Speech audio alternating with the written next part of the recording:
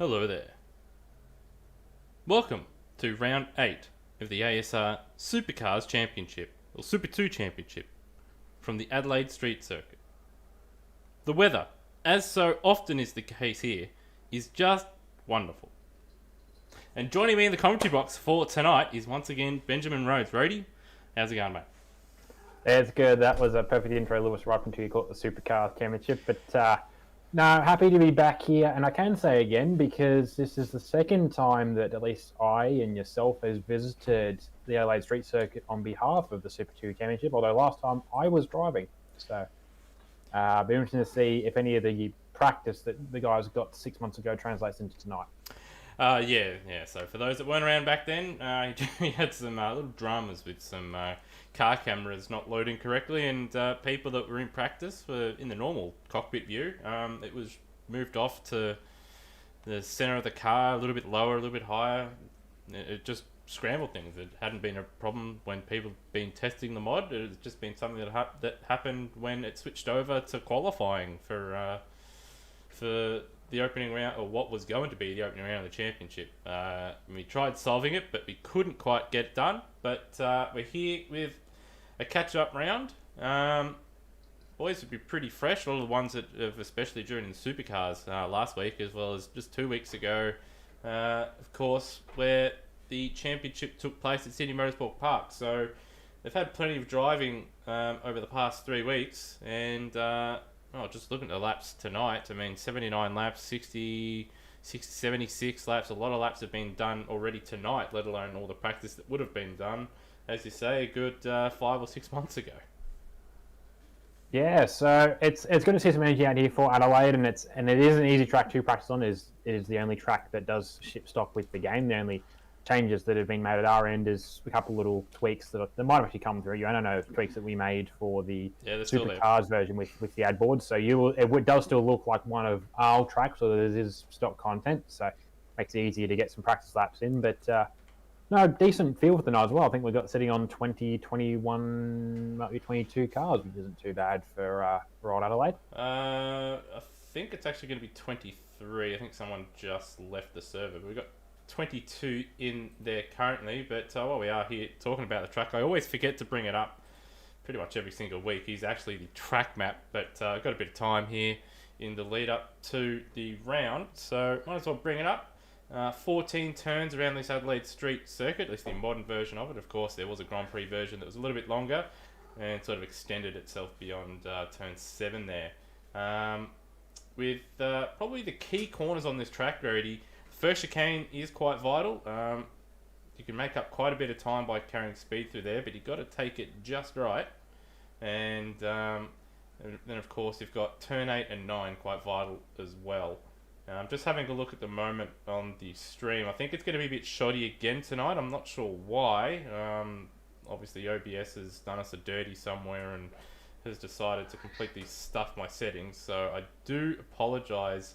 Again, if that does happen, we may just take a short break after qualifying if that happens, and I might just play around with some other settings to sort it out. But that's very, very frustrating. But while we're here, Adelaide Street Circuit, Rhodey, what are your sort of key areas of the circuit?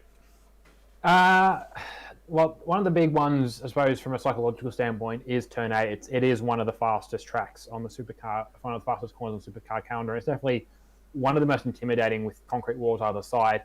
Not only is the corner itself a place to get wrong, as you and I saw in practice earlier, Nathan Higginson finding a bit of wall way past the corner that was still part of the corner that caused him to have a pretty monumental crash. But no, it'll be good to see these guys now that they've actually had some seat time. Normally, this is the start of the season. It really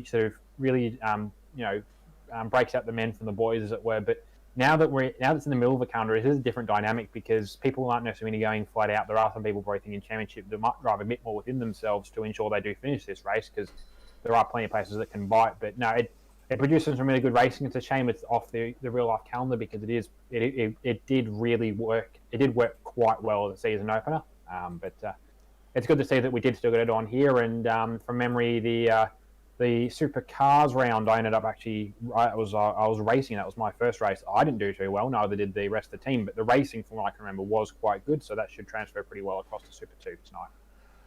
Yeah, hopefully, good night of racing. It's going to be very, very interesting to see how it all pans out, especially with the championship. You did sort of touch on it there, with some drivers at this point of the season probably going to be taking it a little bit easier with the championships up for grabs. So those drivers, say Daniel Cox, for example, has got a fairly handy lead in the championship. He won't want to lose too many points by having a big hit into the fence tonight. So even though he's fairly handy from what we've seen in practice, one of the faster drivers out there, I would expect him to play it safe. Termo got a little bit to gain there, being almost 100 points back. He's going to have to be a little bit more aggressive, and same with Darren Kemp, although I think he just needs a good solid night of racing to get his championship back on track. Braxton, the last round, did fairly well, picking up his first win, and he's not too far away from the championship lead either, but he's going to need a bit of luck to get himself right into play. Cheese down 5th, Ricardo in 6th place, with Peter Thrower, Matt Cecil and Taipan, as well as Freakish, all very, very close together there.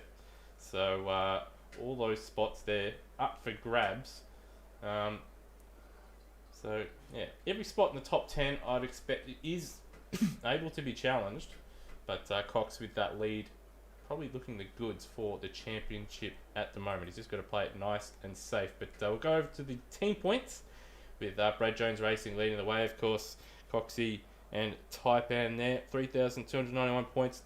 Team championship very close, although they had a nice round out last time, did Brad Jones.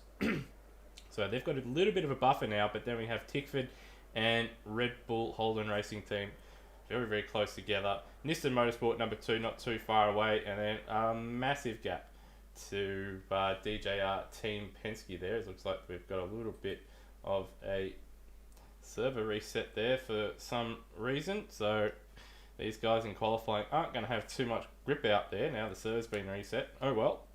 Then we have Nissan Motorsport in P6, not too far away from DJR Team Penske, and they've got a bit of a gap to Walkinshaw and Andretti United, with Matt Stone Racing, Erebus Motorsport and Gary Rogers Motorsport all fairly close together, although Matt Stone being a single car operation, doing a fairly decent job to be where they are, and I would expect to see Gary Rogers probably move up with 2 cars being present this evening, and I'm not sure if there is an Erebus car in the server at the moment. Brody?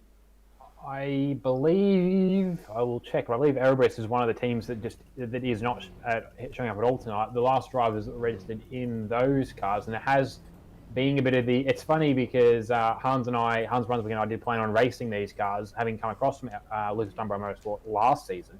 And that would make sense because this has become the Lucas Dunbar Motorsport of the championship this season. It's had 7 or 8 drivers across the 2 different cars. The last 2 in those cars were Phil Whiteman and Nico Mendez. Damon Woods was in the car at Calder, but he's now been moved up permanently to the supercars. And we haven't seen much of Phil or Nico in the last 2 weeks. So, actually, no, sorry, I stand corrected. We haven't seen Phil. We haven't seen much of Nico. So there's a good chance that those 2 cars, now it's into qualifying as well, there's a good chance that those 2 cars won't be here tonight, at least for qualifying. Yeah, at least for qualifying. Hopefully you do get 1 or 2 of those cars in if possible. It's still 23 car grid, quite sizable field around the tricky street circuit which Adelaide provides. Have ticked over to qualifying, just having a little bit of sync, of course, as seems to be the case now every time we switch over sessions in the server. So I do expect once it does refresh itself that there's going to be 50 million cars appear in the pit lane, and 50 million cars also leave the pits at the same time, which always seems to be the case already. There it is. One thing that is important to note with qualifying, something that has been a case all season, but it's only really come back to the fore again today with a bit of bump and jump in the pit lane. But one thing that has come up, which we haven't actually seen for a couple of rounds because of where the tyre wear has been at, is a reminder that drivers have to qualify on the tyre they want to start their race on. And it is pretty crucial because around here, you're not going to be too lucky with a soft tyre. So you're going to have to look at the hard tyre for qualifying, which means the times are not... We saw, I think, 4 or 5 drivers underneath the qualifying record from last season, which was by Mitch, but those would have all been soft tire times, I imagine. So I'm not sure we're going to see too many guys. We're not going to see cars as fast as they were in practice if they're now out here on the hard tires for qualifying. Yeah, we'll certainly be able to tell. Generally, I think around here there's about 2 second, 1.5 to 2 second difference between the tyre compounds. So we'll be able to tell pretty easy with the front runners if they're on the hard tyre. But from what I've been told, the soft tyre you can make last in the race with a little bit of tyre management, and you would be pretty silly to not try and make that tyre last, considering probably the pace disparity that it's going to have over the hard tyre. Once again, do apologise if the stream does appear a bit fluttery and choppy tonight. Again, OBS has done something, or there's been a setting change on my PC that's done something to screw the OBS a little bit, so hopefully it comes through cleanly. But Taipan, first man out on the circuit, who'll be the first man to start a lap, is just one corner away here. So looking at the track, looks like it may have been manually changed, so there's plenty of grip out there for these guys.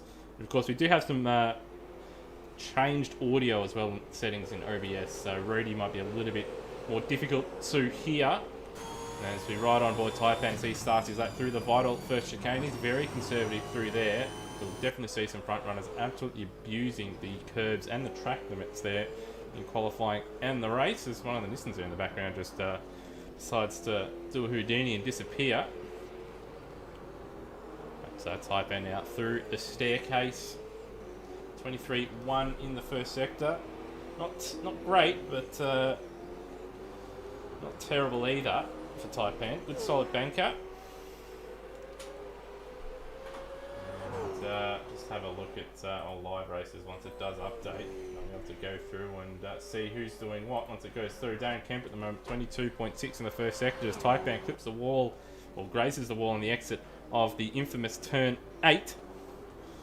Would expect to see, well, that to happen plenty of times here in qualifying, let alone the race. And at the second split, 55.6 for Taipan. Again, had to pull it up in an awkward manner there, and that would have cost him a little bit of time. You can see in the background, Lockie Burke there in the Walkinshaw car is almost visually gaining in on Taipan here. Dane Liccardo purple in the middle sector with 31.7 as Taipan crosses the line on a 21.4. And looks like a track cut there for Lockie Burke. He's got no time there at 1 minute 20.1 from Cox down to 19.1 for Dane Liccardo. But he's actually got a bit of traffic right in, well, got traffic, but they're racing, but they're both on a hot lap, so neither of them has to get out of the way there. Yeah, well, yeah. So there's a bit of conflict there with Dane and Braxton. Although part of what happened there with Dane backing off to give Braxton some room, he ended up getting in the way, and Kempy nearly clipped them on the way through. But no, good run from Dane. I forget what the lap record was for qualifying, but I think he's already pretty close to it. So that's not too bad. He has had plenty of chance to practice. This being his only series for a supercar now this year, so he is a good.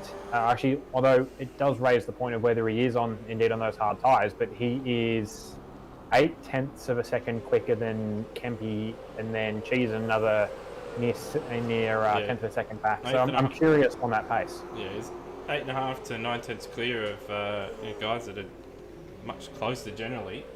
So one would hazard a guess that he'd be on the softer of the two compounds. Of course, there's a soft and a hard compound, and these guys just struggling out of the final corner there. Kemp, Stancliffe and Termo all sideways there, and Termo now to the top on an 18.9. I think he's definitely on softs there.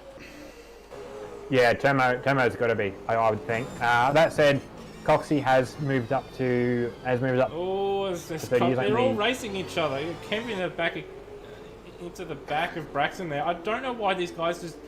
Clearly they've got guys in front of them that are going to hold them up, and it's just not worth being bought. But this is Super 2 racing. They're all a little bit inexperienced, a little bit too gun-ho at times, and they do make these decisions. And go. Yeah, no, the other thing as well is that some guys do forget, there's a slight clip of the wall there for Braxton, some guys do forget that you have got a 10-minute qualifying session Plus, if you do start your last lap within, say, the last 10-15 seconds, you get an extra lap in as well. You do have plenty of time to set a lap around here. It's not a long lap here. It's not like, say, you know, like a Bathurst, for example. You do have a good.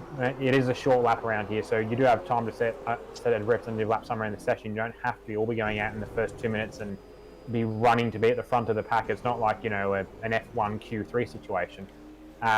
So yeah, just a bit more patience from guys.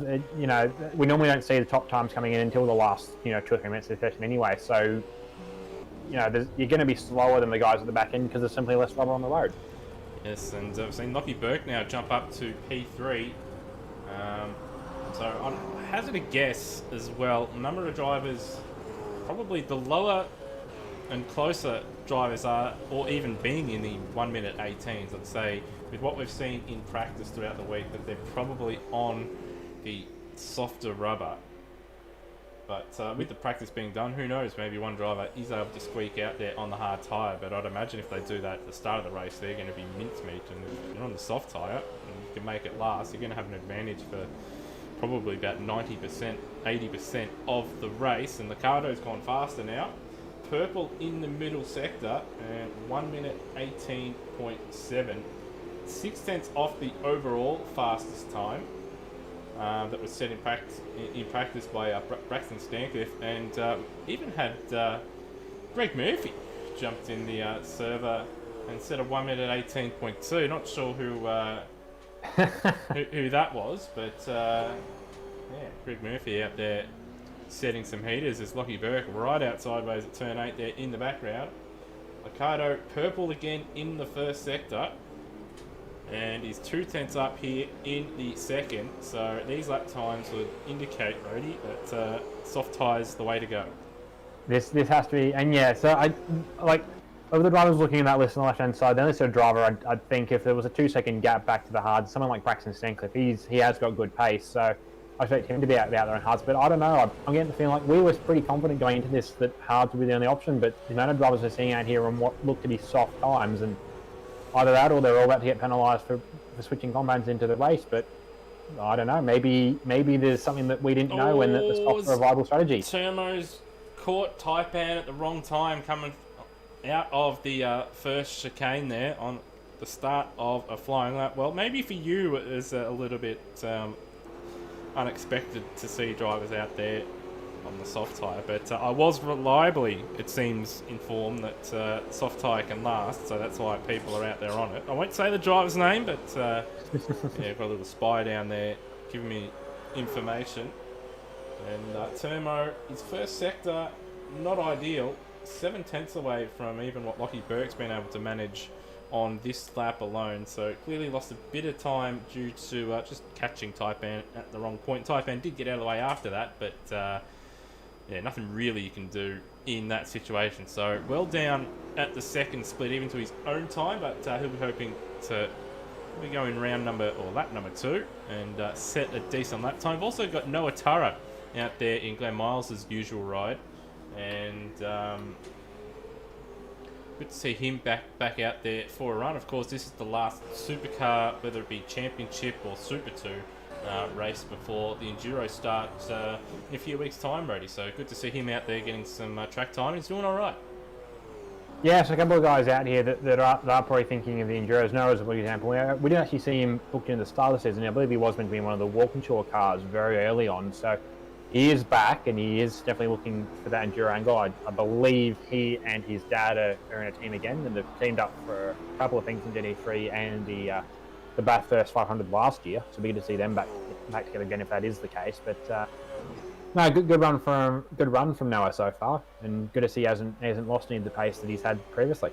And we've got Lockie Burke at the moment, currently in third, but purple in sector 1. Looks fairly clean through sector 2 so far. Can't quite get the nose in for the hairpin, but able to just carry speed through. He's up on his own time, but he's lost time to Ricardo there in the middle sector. But Burke, on his last couple laps, or time laps, he's been purple in the final sector. So this sector he does own. He might be able to get some time back here, as he's got 2 wheels on the deck as he approaches the braking zone for the final corner. Comes out of it. He's got one of the GRM cars in his way. but it won't hold him up as he crosses the line. A little bit of lag there. He's made up 0.4 of a second, but just shy of pole position there. So good effort from Burt. Couldn't quite get it done. Termo is in the pits. We've got Coxie out there at the moment. Ricardo's also out on the circuit. And he's 2.5 tenths down on his own time. So unlikely to improve. Although if he does put in a stormer of a final sector, he may be able to find a little bit of extra time as he cut to Cox. And he's 10th down on his own time. 8 tenths off the lead at the second split. So what can he manage here in the final sector? And Ricardo did manage to improve. So obviously his final sector on his previous laps weren't all that flash, and is able to find a couple extra tenths there. As Cox does find a little bit of extra time there in the final sector. Finds 2 tenths, but is only able to manage 5th place for now. Noah Taro is in the pits. He's currently 6th. Matt Cecil decent run in 7th. He's done his times out there. Kemp in 8th. Hall in 9th. Good running from him. Higginson in 10th with Thrower 11th. Locke in 12th place. Steve Warwick in 13th. Justin Cecil in 14th.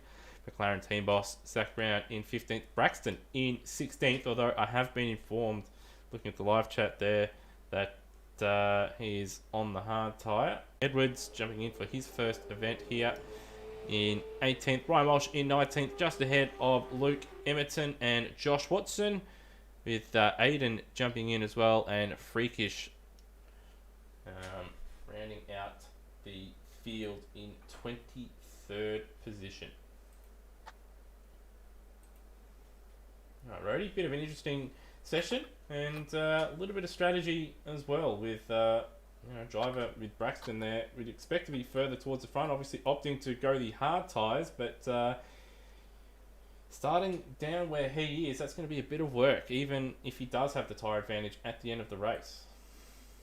It'll be interesting because Braxton is in a position, as you know, a good majority of the top 5, or even probably top 4 is probably realistic math. He's still an outside chance to take a title at the end of the season, assuming sort of enough he does enough and enough goes his way. So it's a bit odd for him to go counter strategy to what it seems the rest of the front runners are doing around him. He might know something that they don't, or I don't know. I suppose potentially the option is, much as we were talking about with other guys, as Nether and I were talking about during the Supercars broadcast, of having to go off-kilter strategy-wise to the guys around you to try to do something different, which is what Will Devonish did to the cars around him. It just didn't quite work out the way he wants it to. But I don't know, maybe from Braxton's testing that he hasn't been able to get the softs last whilst doing the pace he wants, and he thinks it's going to be quicker for him to do a hard tyre strategy. And possibly, I don't know whether the other guys around him have to pit or conserve tyres or something at some point that he can win out for, but he is going to be starting a long way back. So, I don't know. I'm guessing when I see how it pans out, I am a little confused because I was pretty confident with strategy, although that said, every race this season, we've had a confident idea of what tyres or what strategy people are going to run, and it turns out to be entirely different. I think 4 or 5 times we've said, yes, this is going to be a hard tyre race, and Super 2 guys have said, no, we still make it on softs. So, I'm just interested to see how this is going to turn out now for Braxton.